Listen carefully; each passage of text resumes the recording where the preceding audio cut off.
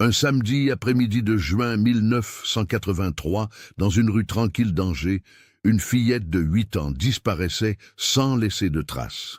Pendant 28 ans, sa famille vivrait avec l'incertitude déchirante de ne jamais savoir ce qui lui était arrivé. Jusqu'à ce jour de mars 2011, où un homme âgé allongé sur un lit d'hôpital demanderait à parler aux autorités. Ce qu'il allait révéler changerait tout ce que les enquêteurs avaient cru comprendre pendant près de 3 décennies. Comment une vérité aussi terrible avait-elle pu rester cachée si longtemps à seulement quelques maisons de distance? Et pourquoi cet homme avait-il gardé le silence pendant toutes ces années? Avant de continuer avec cette histoire perturbante, si vous appréciez les affaires mystérieuses réelles comme celle-ci, abonnez-vous à la chaîne et activez les notifications pour ne manquer aucune nouvelle enquête. Maintenant, découvrons comment tout a commencé. Angers, préfecture du Maine-et-Loire, était dans les années 80 une ville moyenne française qui conservait son charme provincial malgré une industrialisation modérée. La ville comptait environ 150 000 habitants et bénéficiait d'une économie stable grâce à ses usines textiles et électroniques. Les quartiers résidentiels s'étendaient paisiblement autour du centre historique, offrant aux familles de classe moyenne des petites maisons avec jardin où les enfants pouvaient encore jouer dehors sans surveillance constante. La rue Waldeck-Rousseau, située dans le quartier de Belle-Beille, au nord-ouest de la ville, incarnait parfaitement cette tranquillité. Une voie résidentielle bordée d'arbres, avec une vingtaine de maisons modestes, construites dans les années 60. Des pavillons de plein pied ou à étage, tous avec leurs petits jardins clôturés. Le quartier abritait principalement des ouvriers, des employés municipaux et quelques instituteurs. Un endroit où tout le monde se connaissait, où l'on se saluait le matin, où les femmes discutaient sur le pas de leur porte pendant que les enfants faisaient du vélo sur la chaussée peu fréquentée. La famille Mercier habitait au numéro 17 depuis 1975. Marc Mercier, 38 ans en 1983, travaillait comme contremaître dans une usine de pièces automobiles à la périphérie d'Angers. Un homme solide, aux mains calleuses, qui partait chaque matin à 6 heures et rentrait vers 17 heures, couvert de la poussière métallique du travail. Sophie, son épouse, 36 ans, enseignait le français dans une école primaire du quartier voisin. Une femme douce, au visage fin, toujours impeccablement coiffée, qui portait des robes fleuries et gardait sa maison dans un ordre méticuleux. Leur fils Julien, 12 ans, venait d'entrer au collège. Un garçon sérieux, un peu replié sur lui-même, qui passait ses après-midi à lire des bandes dessinées ou à jouer au football avec les copains du quartier. Il protégeait sa petite sœur avec une fierté discrète, même s'il trouvait parfois qu'elle était trop bavarde et collante. Céline Mercier avait 8 ans. Une fillette vive, au visage parsemé de taches de rousseur, avec de longs cheveux châtains que sa mère lui tressait chaque matin avant l'école. Elle adorait les histoires, surtout celles de princesses et de chevaliers que lui lisait sa mère le soir. À l'école, elle était appréciée de ses camarades, toujours prête à partager ses crayons de couleur ou à inventer des jeux pendant la récréation. Elle avait cette insouciance lumineuse propre aux enfants qui n'ont encore jamais connu le vrai malheur. 3 maisons plus loin, au numéro 23, vivait Gérard Fontaine. 45 ans, célibataire, ancien employé des chemins de fer qui avait pris une retraite anticipée pour raison de santé quelques années plus tôt. Un accident de travail en 1978 lui avait laissé une claudication légère à la jambe droite. Il passait ses journées à entretenir méticuleusement son jardin, à lire le journal et à écouter la radio. Les voisins le trouvaient un peu distant, mais courtois. Il saluait toujours poliment, aidait parfois les personnes âgées à porter leurs courses, mais déclinait systématiquement les invitations au repas de quartier. Un homme solitaire qui semblait préférer sa propre compagnie. Gérard était de taille moyenne, avec des cheveux grisonnants coupés courts et un visage anguleux marqué par des années de travail en extérieur. Il portait invariablement des pantalons de toile beige et des chemises à carreaux boutonnés jusqu'au col. Son jardin était son sanctuaire. Des rangées de légumes parfaitement alignés, des rosiers taillés avec précision, une petite serre où il cultivait des tomates. Il y passait des heures, courbé sur ses plantations, observant la vie du quartier d'un regard qui semblait ailleurs. Les enfants de la rue le trouvaient étrange. Il ne leur souriait jamais vraiment, ne leur offrait jamais de bonbons comme le faisaient les autres voisins âgés. Mais il n'était pas méchant non plus, simplement absent, comme s'il vivait dans un monde parallèle au leur. Céline, elle, le saluait toujours avec enthousiasme quand elle passait devant sa maison. « Bonjour, monsieur Fontaine !» criait-elle, et il levait brièvement la main en guise de réponse avant de retourner à ses plantes. En ce printemps de 1983, la vie suivait son cours tranquille, rue Waldeck-Rousseau. Les lilas fleurissaient dans les jardins, répandant leur parfum sucré dans l'air encore frais. Les jours rallongeaient, et les enfants profitaient des soirées clémentes pour prolonger leurs jeux dehors jusqu'à l'heure du dîner. C'était une époque où la peur n'avait pas encore vraiment pénétré ces quartiers paisibles, où les parents ne voyaient pas de danger à laisser leurs enfants jouer sans surveillance à quelques maisons de distance. Le samedi 14 juin 1983 était une journée d'été précoce. Le thermomètre affichait déjà 26 degrés à 14 heures, et le ciel était d'un bleu limpide, sans le moindre nuage. Sophie Mercier avait profité de cette belle matinée pour faire le grand ménage. Les fenêtres étaient ouvertes, laissant entrer la brise tiède qui agitait doucement les rideaux à fleurs de la cuisine. L'odeur de la cire et du produit pour vitres se mêlait à celle du poulet rôti qu'elle préparait pour le déjeuner. Marc était parti tôt, au jardin ouvrier qu'il louait à la commune, à 2 kilomètres de là. Il voulait finir de retourner la terre de son potager avant les grosses chaleurs. Julien était chez un camarade depuis le matin. Il devait passer l'après-midi à jouer aux petites voitures dans le garage de la maison de son ami. Céline avait déjeuné rapidement, engloutissant sa part de poulet et ses haricots verts avec l'impatience d'une enfant qui veut retourner jouer. Elle portait ce jour-là une robe d'été jaune citron que sa grand-mère lui avait offerte pour son anniversaire en avril avec des sandales blanches à boucles. Ses cheveux étaient attachés en 2 couettes qui rebondissaient quand elle bougeait la tête. « Maman, je peux sortir jouer avec Mathilde ?» avait-elle demandé en débarrassant son assiette, les yeux brillants d'excitation. Mathilde Laurent habitait au numéro 12, 2 maisons plus bas, une fillette du même âge que Céline, sa meilleure amie depuis la maternelle. Elles étaient inséparables, passant leurs après-midi à jouer à la marelle, à sauter à la corde ou à inventer des histoires compliquées avec leurs poupées. « D'accord, mais tu restes dans la rue, tu ne vas nulle part sans me prévenir, compris ?» Sophie avait essuyé ses mains sur son tablier et s'était penchée pour embrasser sa fille sur le front. « Et tu rentres à 17 heures pour le goûter. »« Promis, maman !» Céline avait déjà filé vers la porte, ses sandales claquant sur le carrelage. Sophie l'avait regardé traverser le petit jardin devant la maison et pousser le portillon blanc. Elle l'avait vu courir sur le trottoir en direction de la maison des Laurent. C'était la dernière fois qu'elle verrait sa fille vivante. À 14h30 précise, Sophie s'en souvenait parce que l'horloge de la cuisine venait de sonner la demie. Elle était montée à l'étage pour faire les lits. Depuis la fenêtre de sa chambre, elle apercevait la rue. Elle avait vu Céline et Mathilde qui jouaient à la marelle sur le trottoir, traçant les cases à la craie blanche. Leur rire montait jusqu'à elle, cristallin dans l'air chaud de l'après-midi. Madame Laurent, la mère de Mathilde, était sortie vers 15 heures pour arroser ses géraniums. Elle avait salué les fillettes d'un geste de la main avant de rentrer. Les enfants avaient continué à jouer, passant de la marelle à un jeu de cache-cache improvisé entre les voitures garées dans la rue. Gérard Fontaine était dans son jardin cet après-midi-là. Plusieurs voisins le confirmeraient plus tard. Il taillait sa haie de Troène, méthodiquement, section par section. Il portait un chapeau de paille pour se protéger du soleil et s'arrêtait régulièrement pour boire de l'eau d'une bouteille posée sur le muret de pierre qui bordait son terrain. Vers 15h45, un événement banal allait tout changer.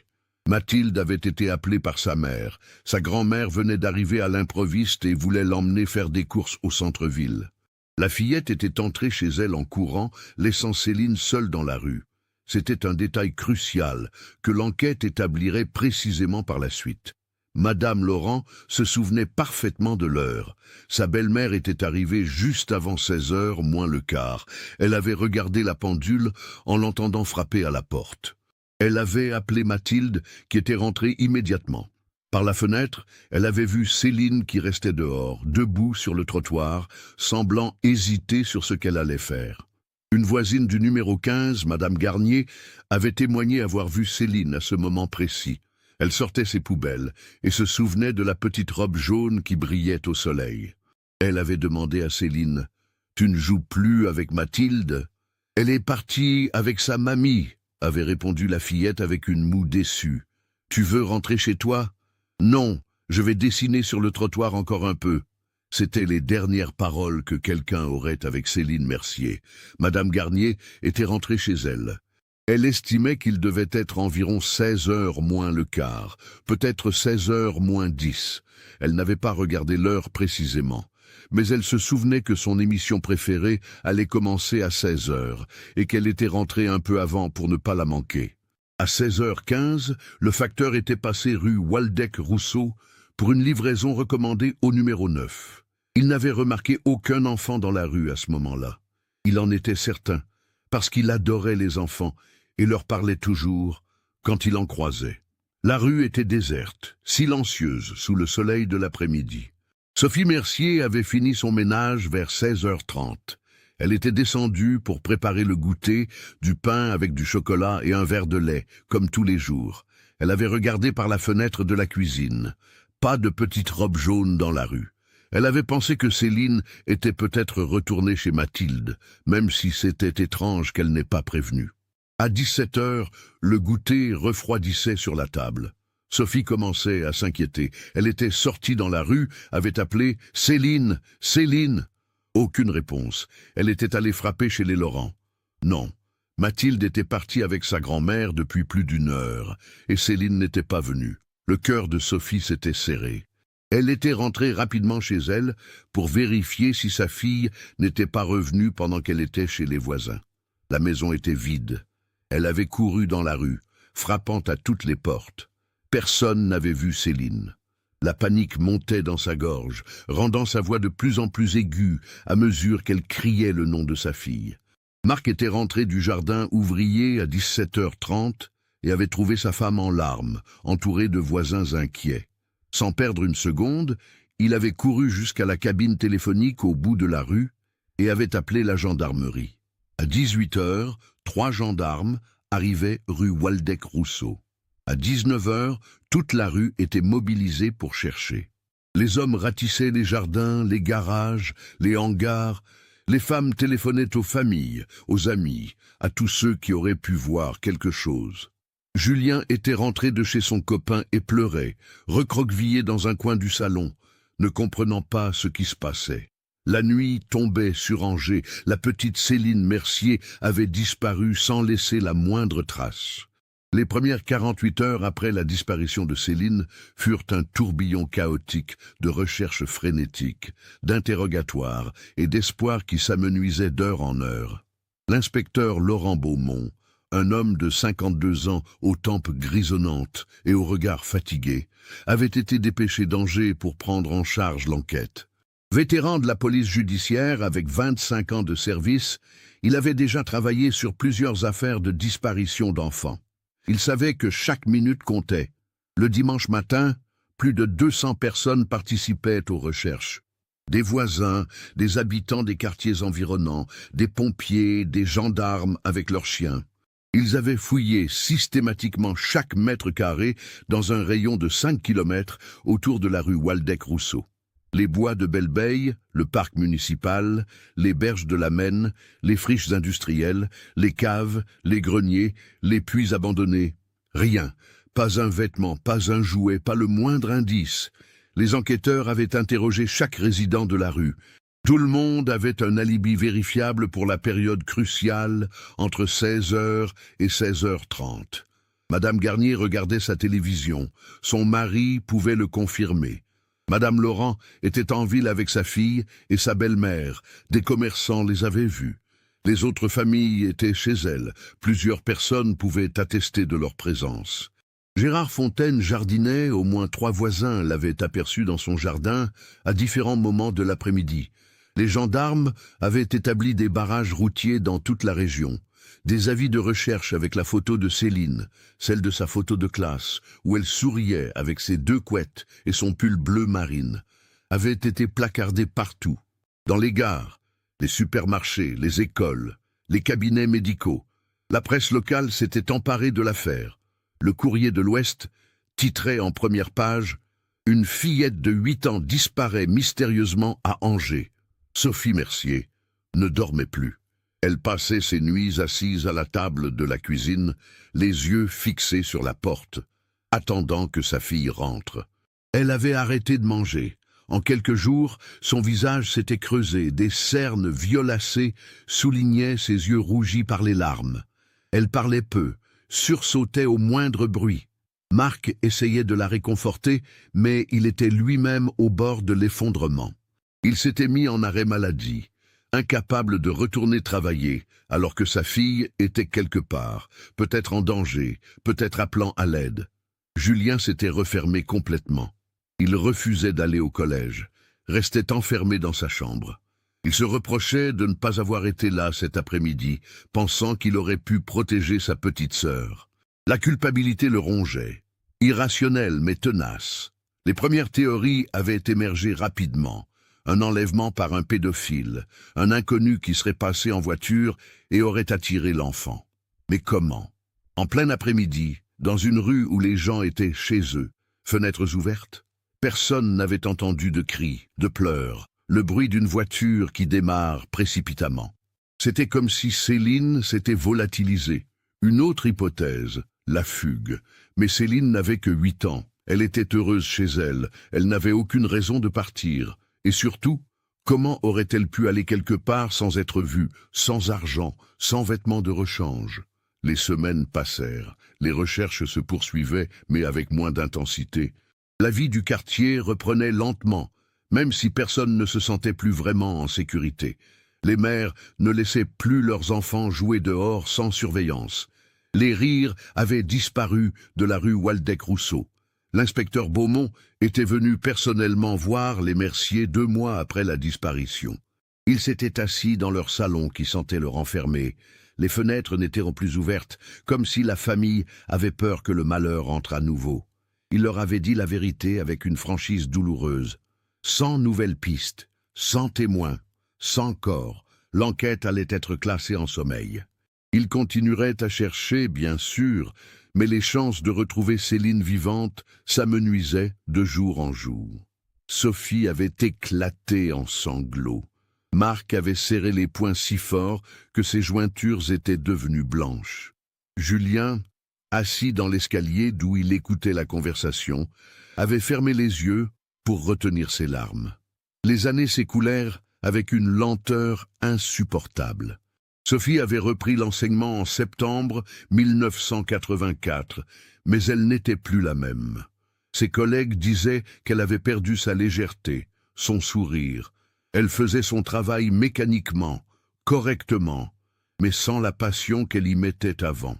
Elle gardait dans son bureau une photo de Céline qu'elle regardait parfois pendant la récréation, quand les enfants jouaient dans la cour. Marc était retourné à l'usine. Il travaillait plus que nécessaire, acceptait les heures supplémentaires, les missions du week-end. Ses collègues savaient qu'il cherchait à fuir, à s'épuiser physiquement pour ne pas avoir à penser.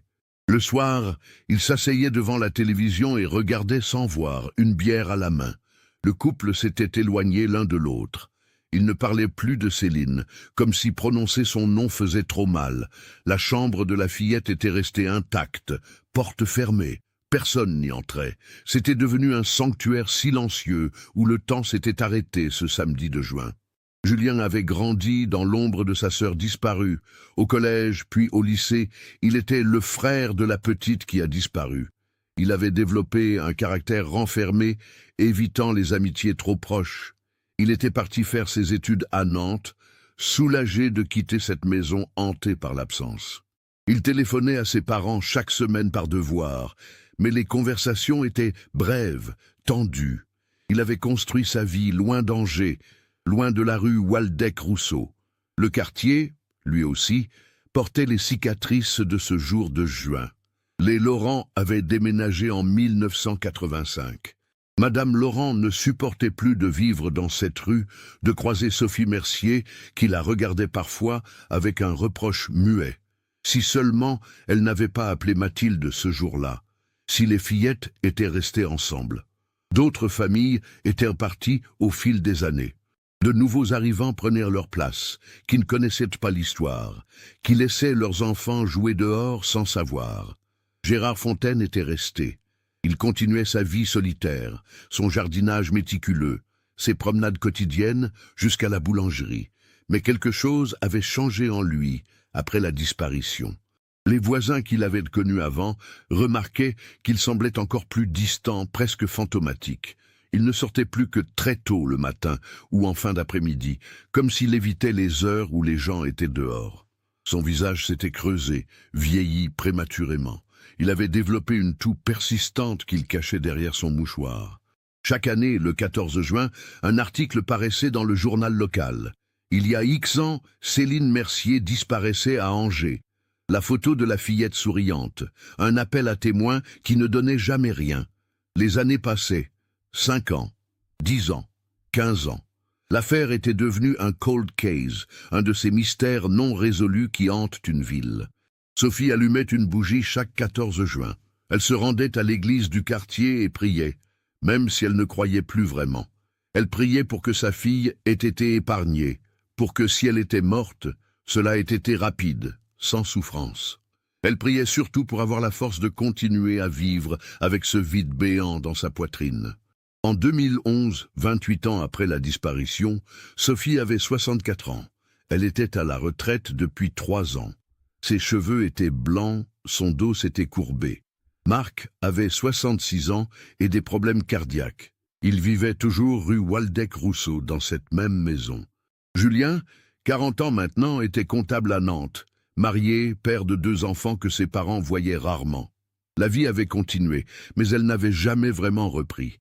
C'était une existence amputée, où le bonheur n'était qu'un souvenir lointain, presque irréel. Il s'était habitué au chagrin comme on s'habitue à une douleur chronique. On vit avec, on n'y pense pas tout le temps, mais elle est toujours là, sourde, permanente. Mars 2011 était inhabituellement froid pour la saison. Un hiver qui refusait de lâcher prise, avec des gelées matinales qui transformaient les pelouses en tapis argentés, et un vent mordant qui s'engouffrait dans les rues d'Angers. Le jeudi 17 mars, Gérard Fontaine s'était réveillé avec une douleur lancinante dans le côté droit de l'abdomen. Ce n'était pas la première fois. Depuis plusieurs mois, il ressentait des malaises qu'il attribuait à son âge, 73 ans, et à une vie de fumeur. Mais cette fois, la douleur était différente, plus intense, accompagnée de nausées et de vertiges. Il avait tenté de l'ignorer, comme il ignorait la plupart de ses problèmes de santé. Il n'aimait pas les médecins, évitait les hôpitaux. Mais vers midi, alors qu'il était effondré dans son fauteuil du salon, incapable de se lever sans que la pièce se mette à tourner, il avait dû se rendre à l'évidence. Il avait rampé jusqu'au téléphone et composé le 15. Les pompiers étaient arrivés en 10 minutes. Il l'avait trouvé livide, en sueur, respirant avec difficulté. Le diagnostic sur place était préoccupant, tension artérielle chutant, pouls faible et irrégulier. Il l'avait transporté d'urgence au centre hospitalier universitaire d'Angers.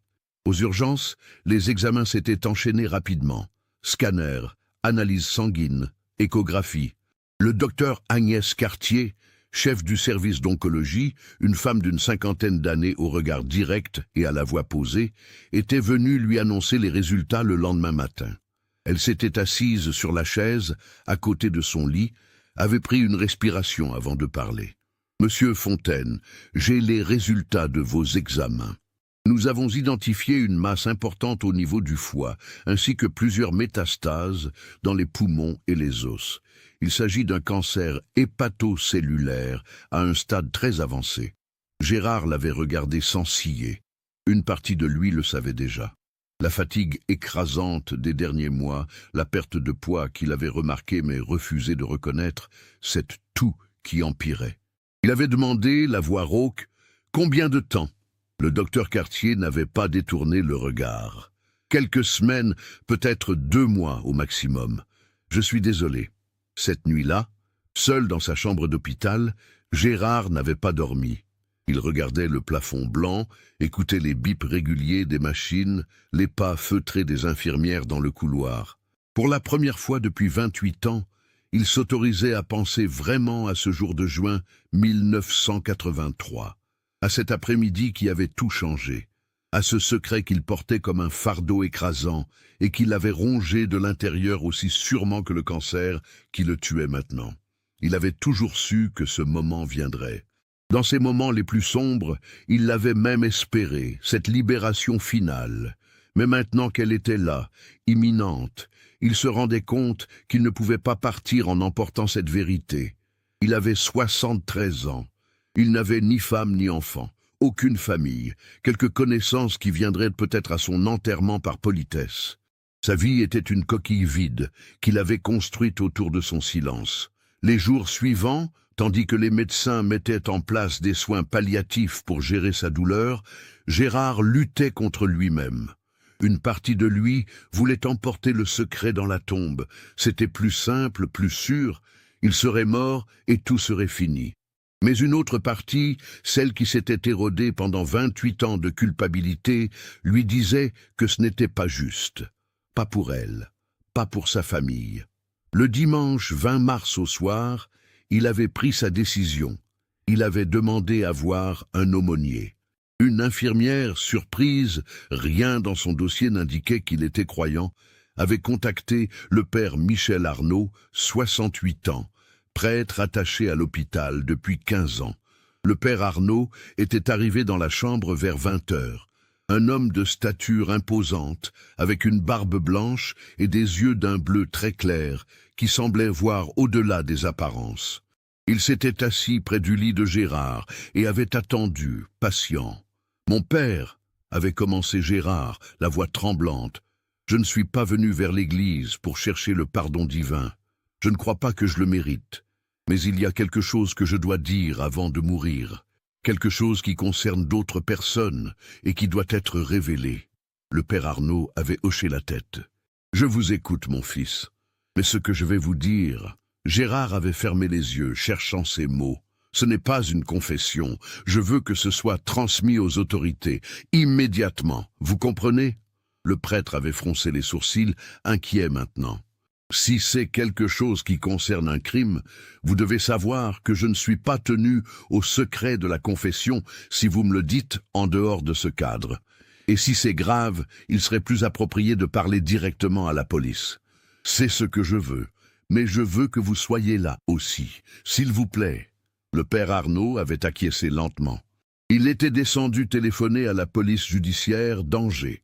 1 heure plus tard, 2 officiers entraient dans la chambre numéro 322 du service d'oncologie.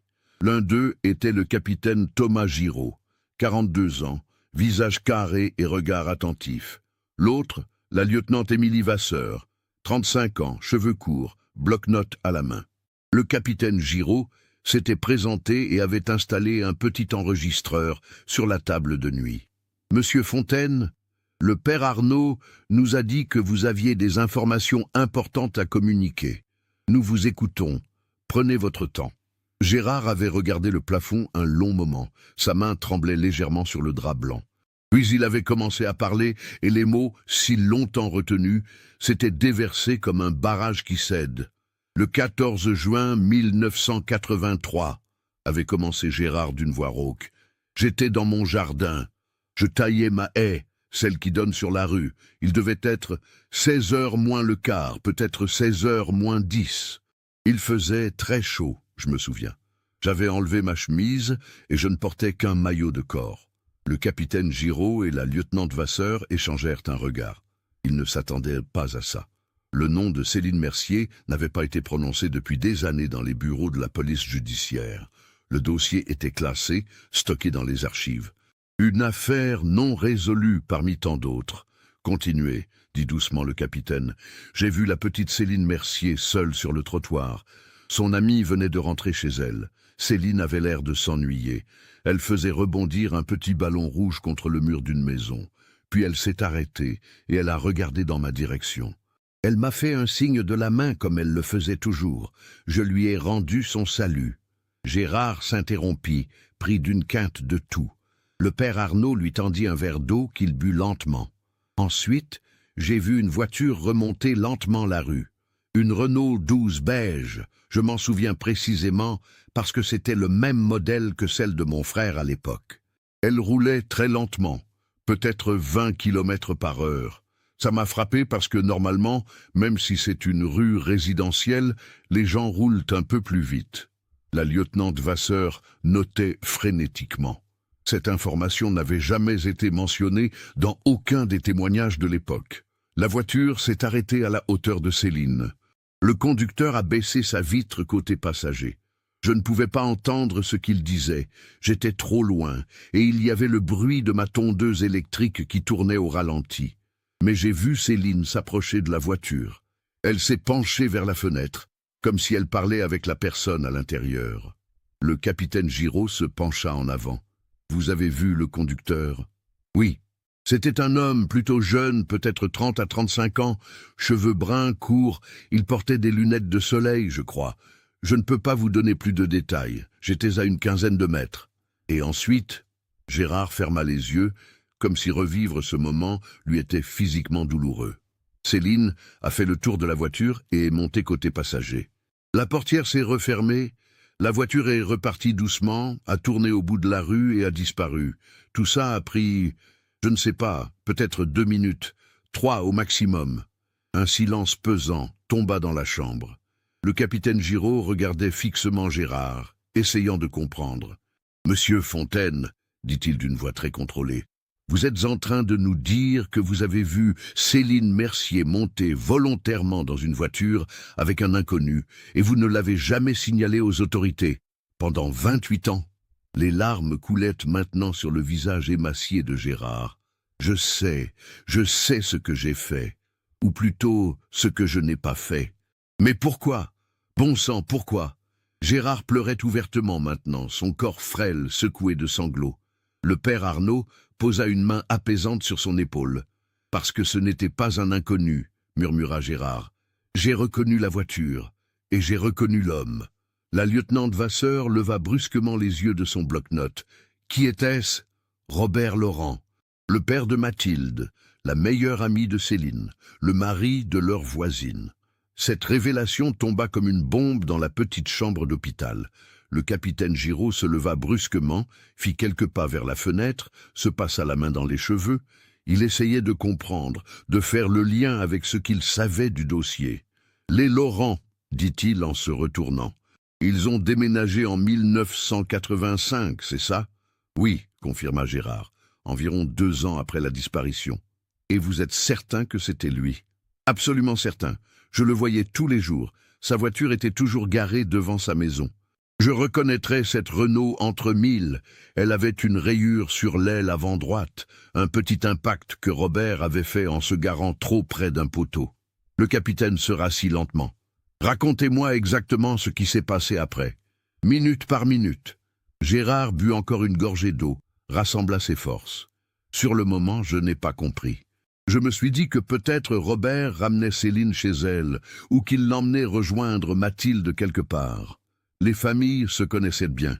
Ça ne semblait pas bizarre qu'un enfant monte dans la voiture du père de sa meilleure amie. Alors j'ai continué mon travail. J'ai taillé ma haie pendant encore 1 heure, peut-être plus. Mais ensuite, vers 17h30, j'ai entendu l'agitation dans la rue. Des gens qui couraient, qui criaient. J'ai vu la mère de Céline, Sophie, complètement paniquée. Elle frappait à toutes les portes en hurlant le nom de sa fille. C'est à ce moment-là que j'ai compris que quelque chose n'allait pas, que Céline n'était pas rentrée. Et vous n'avez rien dit. Non. La voix de Gérard n'était plus qu'un murmure. Quand les gendarmes sont arrivés et ont commencé à interroger tout le monde, je ne leur ai pas parlé de la voiture. Je leur ai dit que j'étais dans mon jardin tout l'après-midi et que je n'avais rien remarqué d'inhabituel. Mais pourquoi? Pourquoi protéger Robert Laurent? Gérard secoua la tête avec désespoir. Je ne le protégeais pas. Au début, j'avais peur de me tromper, de détruire une famille innocente avec une accusation terrible. Robert était un homme respecté dans le quartier. Il travaillait comme comptable dans une entreprise de matériaux de construction. Un homme tranquille, bon père de famille. Sa femme était professeure de musique. Comment pouvais-je les accuser d'une chose aussi horrible sur la base de ce que j'avais vu? Peut-être qu'il y avait une explication simple. Peut-être qu'il l'avait effectivement ramenée chez elle, et qu'ensuite elle était repartie jouer ailleurs. Mais les jours ont passé, continua le capitaine. Les recherches, l'enquête. À aucun moment vous n'avez pensé à dire la vérité? J'y ai pensé chaque jour, chaque nuit. Mais plus le temps passait, plus c'était difficile. Comment expliquer que j'avais attendu? Les enquêteurs m'auraient demandé pourquoi je n'avais rien dit immédiatement. Et puis Robert Laurent a été interrogé comme tous les autres résidents de la rue. Je l'ai vu partir avec les gendarmes, puis revenir quelques heures plus tard. Apparemment, son alibi était solide. Il était censé être au travail cet après-midi-là, et ses collègues devaient l'avoir confirmé. La lieutenant Vasseur intervint. « Mais vous saviez qu'il ne pouvait pas être au travail puisque vous l'aviez vu rue Waldeck-Rousseau. » Exactement. Soit ses collègues mentaient pour le couvrir, soit il avait trouvé un moyen de falsifier sa présence au bureau. Mais les gendarmes avaient l'air satisfaits de son alibi. L'enquête s'est orientée vers la piste d'un enlèvement par un étranger. Et moi, j'ai continué à me taire. « Vous vous rendez compte, dit le capitaine Giraud d'une voix dure, que si vous aviez parlé à l'époque, on aurait peut-être pu sauver cet enfant, ou au moins retrouver son corps, donner un peu de paix à sa famille. » Gérard pleurait sans retenue maintenant. « Je sais. Croyez-moi, je sais. J'y ai pensé chaque jour de ma vie depuis 28 ans. Je voyais Sophie Mercier dans la rue, son visage détruit par le chagrin, et je savais que je détenais peut-être la clé. Mais j'avais trop peur. Peur d'avoir tort, peur des conséquences, peur de ce que les gens diraient. Et plus le temps passait, plus il était impossible de parler. Comment dire la vérité après des mois, des années de silence? J'aurais été complice, non? J'aurais été accusé d'entrave à la justice. Le père Arnaud, qui était resté silencieux jusque-là, prit la parole. Le poids de ce secret vous a consumé de l'intérieur, n'est-ce pas? Gérard hocha la tête. J'ai arrêté de dormir normalement. Je faisais des cauchemars. Je voyais le visage de Céline partout. J'ai développé des ulcères, de l'hypertension. Je me suis isolé complètement parce que je ne supportais plus de croiser le regard des gens du quartier, surtout celui de Sophie Mercier. Je me suis construit une prison mentale et j'y suis resté enfermé pendant presque 3 décennies. Le capitaine Giraud se leva. Nous allons avoir besoin d'une déposition formelle complète. Tout ce dont vous vous souvenez sur cette voiture, sur Robert Laurent, sur l'horaire précis. Nous allons rouvrir cette enquête immédiatement. Il y a autre chose, dit Gérard faiblement. Environ 6 mois après la disparition, j'ai remarqué quelque chose. Robert Laurent avait changé de voiture. La Renault beige avait disparu. Il conduisait maintenant une Peugeot grise. Je me suis demandé s'il s'était débarrassé de l'ancienne voiture parce qu'elle pouvait contenir des preuves. La lieutenante Vasseur nota cette information cruciale. Vous souvenez-vous du numéro d'immatriculation de la Renault? Gérard ferma les yeux, fouillant dans sa mémoire. Non, je suis désolé. Je ne l'ai jamais vraiment regardée, mais elle était immatriculée dans le Maine-et-Loire, j'en suis sûr. Les plaques commençaient par 49. Le capitaine se tourna vers sa collègue. Contacte immédiatement le commissariat. Je veux toutes les informations sur Robert et Christine Laurent, leur adresse actuelle, leurs emplois, tout. Et je veux le dossier complet de l'affaire Céline Mercier sur mon bureau dans 2 heures. Il se retourna vers Gérard. Monsieur Fontaine, vous allez rester ici sous surveillance médicale. Nous reviendrons demain avec un magistrat pour prendre votre déposition officielle. En attendant, je vous demande de ne parler de cette affaire à personne d'autre. Gérard acquiesça faiblement. Le capitaine et la lieutenante quittèrent la chambre rapidement. Le père Arnaud resta seul avec le vieil homme mourant. « Vous avez fait ce qu'il fallait, » dit doucement le prêtre. « C'était tard, mais vous l'avez fait. » Gérard secoua la tête. C'est trop tard. Beaucoup trop tard. Cette petite fille, elle aurait 43 ans maintenant. Elle aurait peut-être eu des enfants. Une vie. Et à cause de mon silence, vous ne savez pas ce qui lui est arrivé, l'interrompit le père Arnaud. Et ce n'est pas vous qui avez commis le crime, si crime il y a eu. Vous avez fait une terrible erreur de jugement, mais vous n'êtes pas un meurtrier. Non, juste un lâche. Dans les couloirs de l'hôpital, le capitaine Giraud et la lieutenante Vasseur marchaient rapidement vers la sortie. « Tu y crois » demanda Émilie Vasseur. « Je ne sais pas » répondit Thomas Giraud. « Mais nous n'avons pas le choix, il faut vérifier. Si ce qu'il dit est vrai, nous avons laissé un assassin d'enfants vivre tranquillement pendant 28 ans. » À 22h30, le même soir, une équipe de 4 enquêteurs était réunie dans la salle de réunion de la police judiciaire d'Angers. Sur la table, un vieux carton poussiéreux marqué Mercier Céline, disparition 1983. Le capitaine Giraud l'ouvrait avec précaution, comme s'il manipulait une relique fragile. À l'intérieur, des centaines de pages. Des procès-verbaux d'audition jaunis, des photos de la fillette disparue, des cartes annotées des zones de recherche, des rapports d'analyse qui n'avaient rien donné, et, classés par ordre alphabétique, les auditions de tous les résidents de la rue Waldeck-Rousseau. La lieutenante Vasseur sortit le dossier de Robert Laurent, une dizaine de pages. Identité. Robert Laurent, né le 3 février 1947, donc 36 ans au moment des faits. Profession, comptable chez Matériaux de l'Ouest S.A. Marié à Christine Laurent, née Duval, professeur de musique. Une fille, Mathilde, 8 ans, meilleure amie de la victime. L'audition avait eu lieu le dimanche 15 juin 1983 à 16h. Robert Laurent y déclarait avoir travaillé dans son bureau toute la journée du samedi. Il était arrivé à 8h30 et était parti vers 18h. Plusieurs collègues pouvaient en témoigner. Il avait appris la disparition de Céline en rentrant chez lui vers 18h30 et avait immédiatement participé aux recherches. « Vérifie les témoignages de ses collègues », ordonna le capitaine Giraud. Vasseur feuilleta le dossier et trouva 3 attestations signées. Marcel Girard, directeur commercial, Sylvie Moreau, secrétaire de direction, Philippe Bernard, autre comptable. Tous confirmaient la présence de Robert Laurent au bureau ce samedi-là.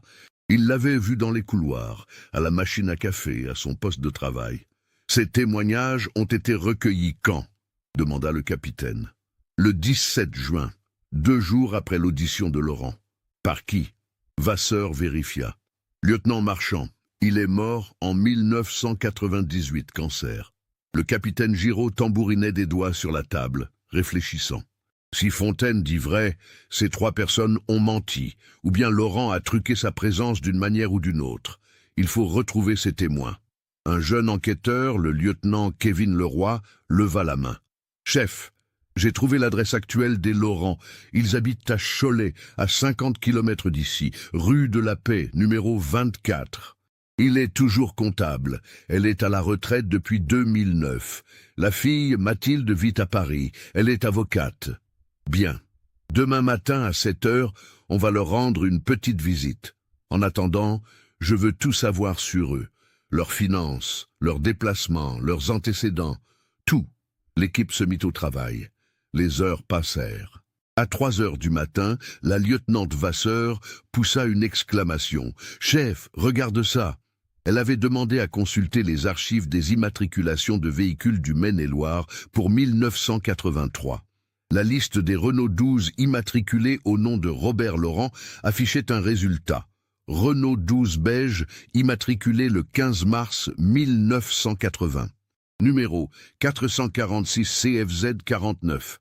Propriétaire Laurent Robert. Adresse 12 rue Waldeck-Rousseau, Angers. Et ensuite, Vasseur continua sa recherche. Décembre 1983. La voiture est vendue à un ferrailleur de Saint-Nazaire, mise à la casse immédiatement. Le capitaine frappa du poing sur la table, 6 mois après la disparition. Exactement ce que Fontaine a dit. Il s'est débarrassé de la voiture. Ça ne prouve rien en soi, tempéra Vasseur. Beaucoup de gens changent de voiture. Oui, mais pas en la vendant à la casse, alors qu'elle n'avait que 3 ans. Normalement, On la revend à un particulier ou on la donne en reprise. On ne l'envoie pas directement au ferrailleur, sauf si on veut qu'elle soit détruite complètement. Le lendemain matin, lundi 21 mars 2011, à 7 heures précises, 2 voitures de police s'arrêtaient devant le numéro 24 de la rue de la Paix à Cholet. Le capitaine Giraud, la lieutenante Vasseur et 2 autres officiers en descendirent. C'était une maison à étages, plus grande et plus moderne que celle de la rue Waldeck-Rousseau. Un jardin bien entretenu, une allée pavée, 2 voitures garées, une Citroën C4 et une Renault Clio. Le capitaine sonna. Après un moment, la porte s'ouvrit. Une femme dans la soixantaine, cheveux teints en blond, visage marqué mais soigné, les regarda avec surprise et inquiétude. Christine Laurent. « Madame Laurent ? Capitaine Giraud, police judiciaire d'Angers. Nous aurions besoin de parler avec vous et votre mari. » Christine pâlit. « Qu'est-ce qui se passe? Il y a un problème? Pouvons-nous entrer ?» Elle s'effaça pour les laisser passer. Le salon était confortable, décoré avec goût. Des photos de famille sur les murs, Mathilde enfant, adolescente, jeune femme, des photos de mariage, de vacances. « Robert !» appela Christine. « Il y a la police !» Un homme descendit l'escalier, vêtu d'un peignoir, les cheveux gris en bataille. 64 ans, un peu enrobé, des lunettes sur le nez.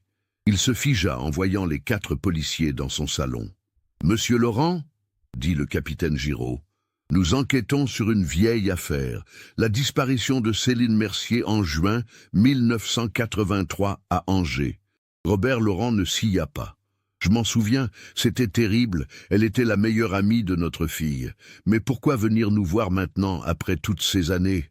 Parce que nous avons un nouveau témoin qui vous place sur les lieux au moment de la disparition. » Le visage de Robert se durcit imperceptiblement. « C'est impossible. J'étais au travail ce jour-là. » C'est dans le dossier. Mes collègues l'ont confirmé.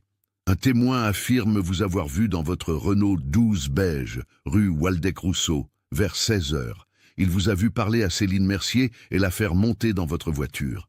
Christine porta une main à sa bouche, son visage devenant livide. « Non, non, ce n'est pas possible. » Robert resta immobile, mais ses mâchoires se serrèrent. « Ce témoin se trompe, ou il ment.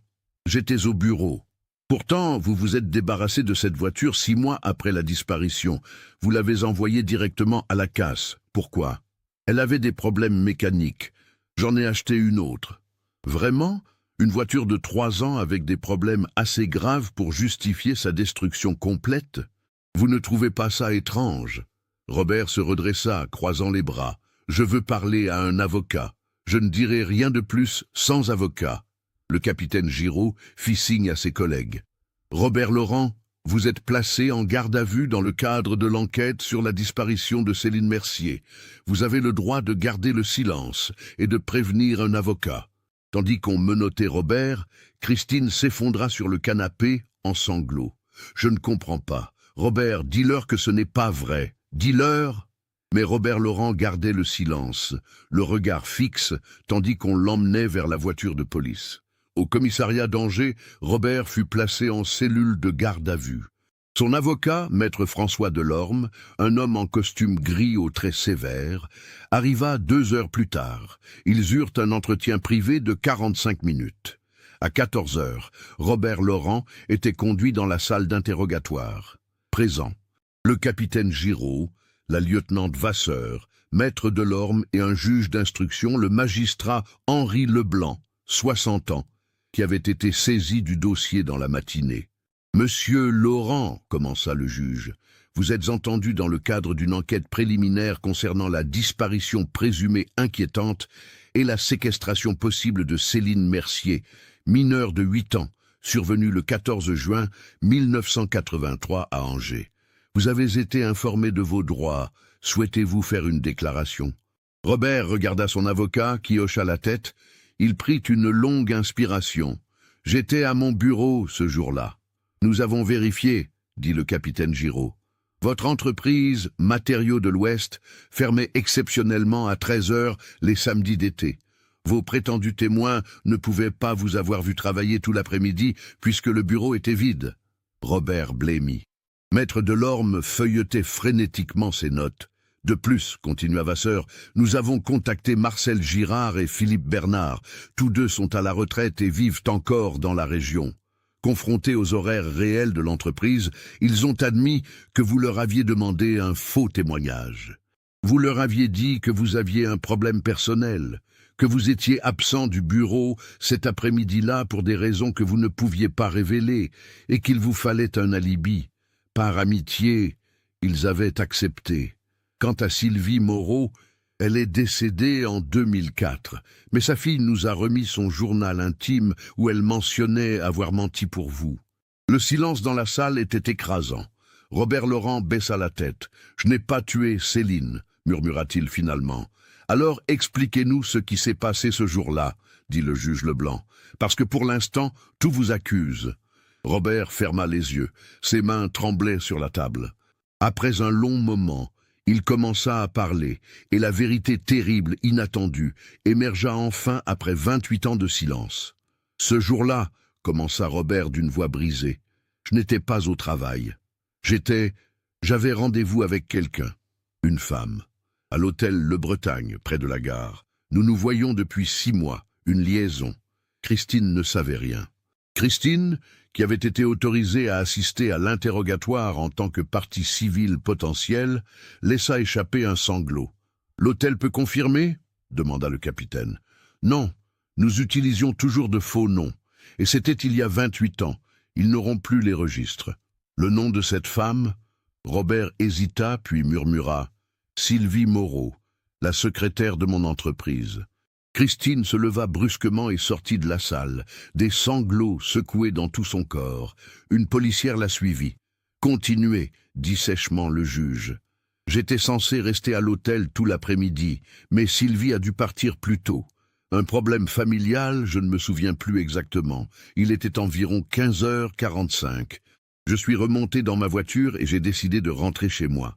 Mais en arrivant dans ma rue, j'ai paniqué. Christine et Mathilde étaient censées être parties chez la belle-mère pour l'après-midi. Mais, et si elles étaient revenues plus tôt? Comment expliquer que j'étais là alors que je devais être au bureau? J'ai ralenti, je ne savais pas quoi faire. C'est là que j'ai vu Céline, seule sur le trottoir. Elle avait l'air de s'ennuyer. J'ai eu une idée stupide. Je me suis dit que si je l'emmenais faire un tour, acheter une glace ou quelque chose, quand je reviendrais, je pourrais prétendre que j'avais fini le travail plus tôt et que j'étais venu chercher Céline pour lui faire plaisir. Ça semblait plausible. Nos filles étaient amies, je m'occupais souvent d'elles. Vous lui avez parlé? Oui, je me suis arrêté, j'ai baissé la vitre, je lui ai dit « Salut Céline, tu veux venir avec moi acheter une glace ? On ira chercher Mathilde après. » Elle a souri et elle est montée, sans hésiter. Elle me connaissait, elle me faisait confiance. La voix de Robert se brisa. Il pleura quelques instants avant de continuer. Je suis parti, j'ai roulé en direction du centre-ville. Céline bavardait, contente. Elle me racontait sa journée. Et puis, alors que j'approchais de la place Molière, j'ai vu quelque chose qui m'a glacé le sang. Ma femme, Christine, elle marchait sur le trottoir avec sa mère et Mathilde. Elles revenaient des courses, elles avaient des sacs. Si elles me voyaient dans la voiture avec Céline alors que j'étais censé être au travail, qu'avez-vous fait? J'ai tourné brusquement dans une rue adjacente pour les éviter.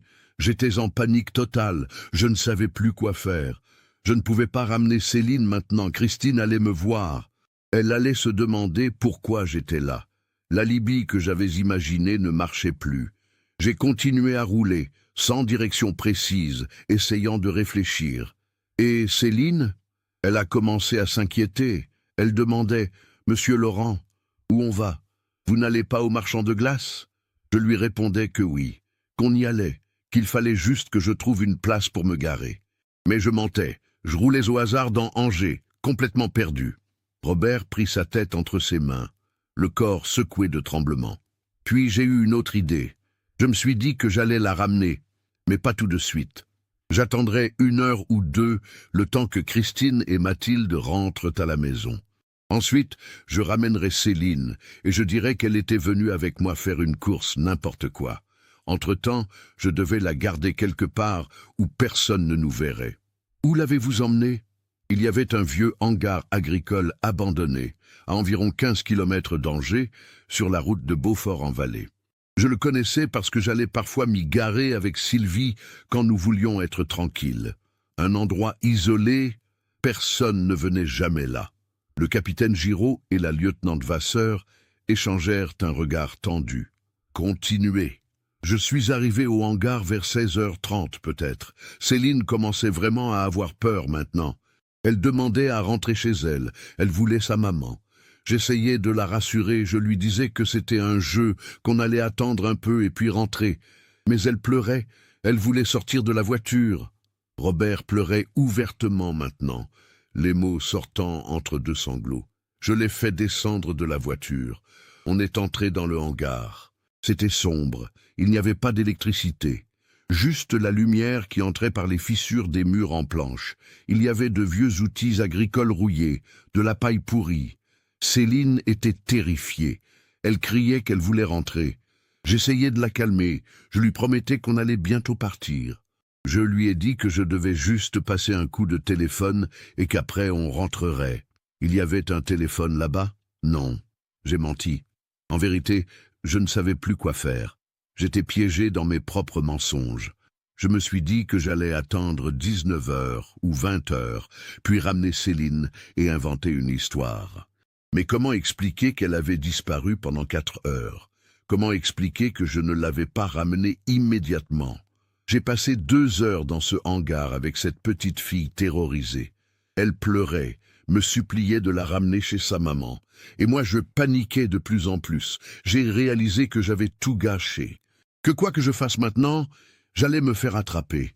Si je la ramenais et qu'elle racontait ce qui s'était passé, on me demanderait pourquoi je l'avais emmenée. On découvrirait ma liaison. Ma femme me quitterait.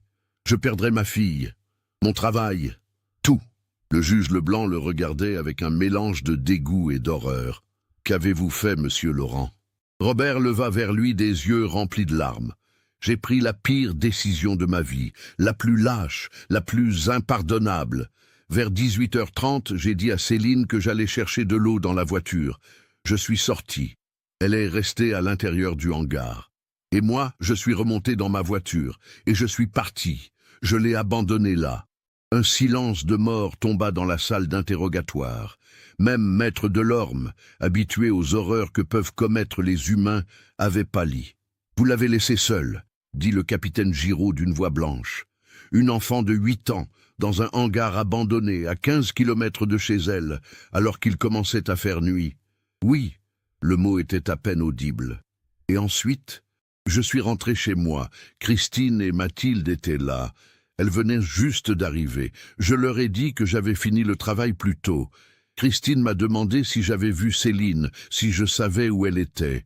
Elle m'a dit que Sophie la cherchait partout. J'ai dit que non, que je venais d'arriver. Quelques minutes plus tard, on a entendu Sophie qui hurlait dans la rue. Et tout s'est enchaîné très vite. La police, les recherches. Vous avez participé aux recherches? Oui. Pendant 2 jours, j'ai cherché avec les autres, tout en sachant où elle était. Tout en espérant quoi? Que quelqu'un d'autre la trouve? Que par miracle elle s'en sorte? Quand êtes-vous retourné au hangar? Robert respira profondément. Le mardi matin, 3 jours après. J'ai prétexté devoir aller au travail et j'ai pris la voiture. J'y suis allé seul, terrorisé à l'idée de ce que j'allais trouver. Et qu'avez-vous trouvé? Elle était morte. Céline était morte. Les mots tombèrent comme des pierres. Le capitaine Giraud dut se retenir de frapper sur la table. Comment? Elle était allongée près de la porte du hangar. Elle avait essayé de sortir, mais la porte était coincée, elle fermait mal. Il fallait forcer pour l'ouvrir. Elle n'avait pas assez de force.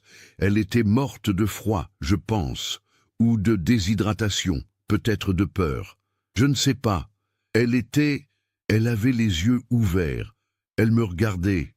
Robert sanglota violemment. Le corps plié en 2. J'ai paniqué complètement. Je ne pouvais pas appeler les secours. On aurait su que j'étais impliqué. J'ai pris son petit corps dans mes bras. Elle était si légère, si froide. Je l'ai mise dans le coffre de ma voiture, enroulée dans une vieille bâche qui était dans le hangar. Et j'ai roulé. Où? Vers le sud. J'ai roulé pendant plus d'1 heure. Je suis arrivé dans la forêt de Vézin. Une zone très dense, sans chemin. J'ai marché avec elle pendant longtemps, peut-être 45 minutes, jusqu'à trouver un endroit vraiment isolé, où personne ne passe jamais. Et là, j'ai creusé. J'ai creusé une tombe avec mes mains, avec un bout de bois. Ça m'a pris des heures, et je l'ai enterrée. Il leva les yeux vers les enquêteurs, son visage ravagé par le remords. Je peux vous indiquer l'endroit exact, je m'en souviens parfaitement. J'y pense chaque jour depuis 28 ans. Le juge Leblanc fit signe au capitaine Giraud. Organisez une recherche immédiatement avec des équipes cynophiles et l'anthropologie judiciaire. Je veux ce corps retrouvé. Robert hocha la tête. J'ai marqué l'endroit. Un cairn de pierre. 3 grosses pierres plates empilées. Je ne sais pas si elles sont encore là après tout ce temps, mais c'était à 23 pas d'un chêne fourchu, le seul dans cette zone. Orientation plein nord. Le lendemain, le mercredi 23 mars 2011, une équipe de 30 personnes se déployait dans la forêt de Vézins sous la direction de Robert Laurent Menotté. Après 2 heures de marche et de recherche, ils trouvèrent le chêne fourchu. À 22 pas exactement vers le nord, les 3 pierres plates étaient toujours là, recouvertes de mousse et de feuilles mortes. Les anthropologues commencèrent à creuser avec précaution. À 65 cm de profondeur, ils trouvèrent des restes de tissus pourris, puis des os, de petits os, un crâne d'enfant. Les restes de Céline Mercier. L'identification par ADN prendrait quelques jours, mais personne ne doutait. Après 28 ans, la petite Céline rentrait enfin chez elle. Sophie Mercier fut informée le soir même. Elle s'effondra dans les bras de Marc. Ils pleurèrent ensemble pour la première fois depuis des années, unis dans un chagrin qui pouvait enfin commencer son chemin vers quelque chose qui ressemblerait, peut-être, à la paix. Julien prit le premier train de Nantes. La famille se retrouva dans le salon de la maison de la rue Waldeck-Rousseau, celle qu'il n'avait jamais voulu quitter au cas où Céline reviendrait un jour. Gérard Fontaine fut informé par le capitaine Giraud qui vint le voir à l'hôpital. Le vieil homme pleura en silence, puis murmura « Au moins, elle peut être enterrée décemment. Sa famille peut lui dire au revoir. »« Votre témoignage a permis de résoudre cette affaire ?» dit le capitaine. « Sans vous, la vérité serait morte avec vous dans quelques semaines. » Gérard secoua la tête faiblement. « Non, si j'avais parlé en 1983, peut-être qu'elle serait encore vivante. J'ai juste corrigé une infime partie de mon erreur. Ça ne rachète rien. » Robert Laurent fut inculpé de séquestration de mineurs suivie de mort, non-assistance à personne en danger et destruction de preuves. Il plaida coupable et fut condamné en octobre 2011 à 22 ans de réclusion criminelle. En prison, on dit qu'il passe ses journées prostré, parlant rarement, mangeant peu. Christine demanda le divorce immédiatement. Mathilde, dévastée, refusa de le revoir. Les funérailles de Céline Mercier eurent lieu le 15 avril 2011, presque 28 ans jour pour jour après sa disparition. Tout Angers sembla s'être déplacé. L'église était bondée. Sophie portait une robe noire et tenait dans ses mains la vieille photo d'école de sa fille. Marc, vieilli de 20 ans en quelques semaines, soutenait sa femme. Julien lisait un texte qu'il avait écrit pour sa petite sœur, la voix brisée par les sanglots. Dans le cimetière de l'Est d'Angers, sous un ciel gris d'avril, le petit cercueil blanc fut descendu en terre. Sur la pierre tombale, on grava « Céline Mercier, 2007 avril 1975, 14 juin 1983. Revenu parmi les siens en 2011. Tu nous as tant manqué. » Gérard Fontaine mourut le 28 avril 2011, exactement 40 jours après sa confession. Le père Arnaud célébra une petite messe d'enterrement. Très peu de monde. Le capitaine Giraud y assista, par respect. Dans son testament, Gérard avait légué toutes ses économies, 43 000 €, à une association d'aide aux familles d'enfants disparus. Sophie Mercier ne retourna jamais vivre rue Waldeck-Rousseau. Elle et Marc vendirent la maison et s'installèrent dans un petit appartement près du centre-ville. Elle dit à son fils « Il était temps de partir, Céline n'est plus là-bas. Elle est en paix maintenant, et nous devons essayer de vivre. » Ils essaient. Chaque jour est encore difficile, mais différemment. Ce n'est plus l'incertitude déchirante qui rongeait. C'est un deuil, terrible, mais complet. Ils peuvent pleurer leur fille, se recueillir sur sa tombe, lui parler. Sophie a recommencé à dormir quelques heures par nuit. Marc a repris goût à la lecture. Julien vient les voir 2 fois par mois avec ses enfants. La vie continue, marquée à jamais, mais pas complètement détruite. Cette affaire nous montre comment un acte de lâcheté, une série de mauvais choix motivés par la peur des conséquences, peut détruire des vies à jamais. Robert Laurent n'était pas un monstre prémédité. C'était un homme ordinaire qui a fait des choix extraordinairement mauvais, chacun aggravant le précédent jusqu'à l'irréparable. Et Gérard Fontaine nous rappelle que le silence, même quand il provient de la peur ou de l'incertitude, peut être aussi destructeur que l'acte lui-même. Pendant 28 ans, la vérité était là, à quelques maisons de distance, prisonnière d'une conscience torturée. Qu'en pensez-vous? Auriez-vous remarqué les signes tout au long de cette histoire? Pensez-vous que Gérard aurait dû parler plus tôt, même en risquant de se tromper? Et Robert Laurent mérite-t-il notre compréhension ou seulement notre condamnation? Partagez vos réflexions dans les commentaires. Si cette enquête approfondie vous a marqué, n'oubliez pas de vous abonner à la chaîne et d'activer les notifications pour ne manquer aucune de nos prochaines histoires. Laissez votre like si ce cas vous a touché et partagez cette vidéo avec quelqu'un qui apprécie également les affaires criminelles réelles. Merci de nous avoir suivis jusqu'au bout de cette terrible histoire.